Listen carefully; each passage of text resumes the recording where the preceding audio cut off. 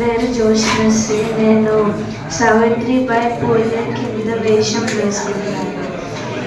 నేను భారతదేశంలో ప్రథమ మహిళా ఉపాధ్యాయురాలిని. బాల్య వివాహాలు, దురాచార్యాలు, మూఢనమ్మకాలపై పోరాటం చేశాను. నేను 9 ఏళ్ల వయసులోనే జ్యోతిరావు పూలేకి ఇచ్చి బాల్య వివాహం చేయించారు. విద్య లేని వారు వింత పశువు అని అంటారు. మనకున్న ఒకే ఒక శత్రువు అజ్ఞానము. అతన్ని అందరూ విద్యావంతులై అతన్ని నాశనం చేయాలన్నదే మన లక్ష్యం. అన్యాయాల